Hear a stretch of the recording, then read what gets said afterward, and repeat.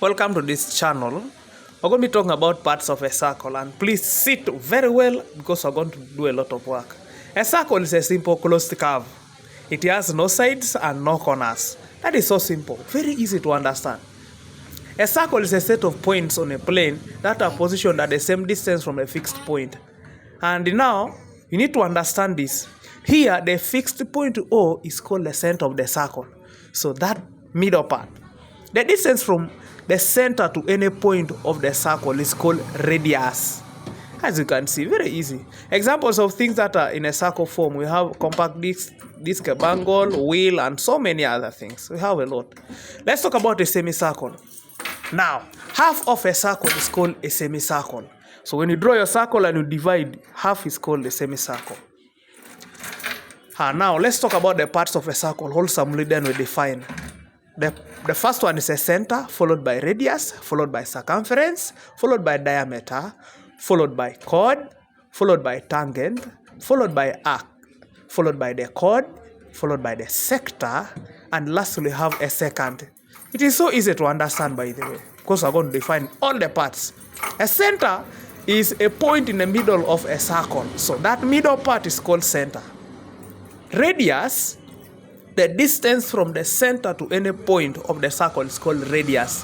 So for example, let's take point O to A, then from point O to B, then from point O to P, are radii of a circle. And remember, that's the plural form. So radius is said equals to diameter divided by 2. Very clear, point blank.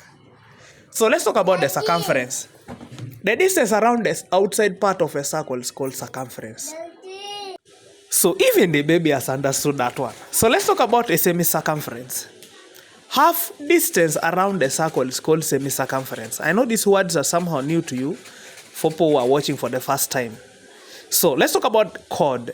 A line segment joining any 2 points on the circumference of a circle is called chord. And we have a lot of lines I've drawn here, as you can see. Line AB, CD, line PQ are chords of the circle. And the longest chord AB is the diameter itself. Now, to make it more clear, I say that the diameter AB is the longest chord of the circle itself. So that is the name of it. So let's first talk more details about the diameter. And a chord which passes through the center of a circle is called diameter. That is the longest. Diameter of a circle is twice the radius. So when we're getting diameter, we shall say it is equals to 2 times radius. And you need to understand that. So let's talk about the tangent. A straight line that touches the circle at a single point is called tangent. That is the line itself. So where it touches is called a point of tangency. Let's go to the next part, that is the arc. A part of a circumference that lies between any 2 points on the circle is called an arc. So as you can see, P to Q is an arc. So it is denoted by the symbol, that one that you see there. So that small arc is the one that you see next there. Then now the shorter one is called a minor arc. Then now the long one is said to be a major arc. That is so easy to understand. I hope it is clear. So let's go to the next part, that is a segment. This is always used in pie charts.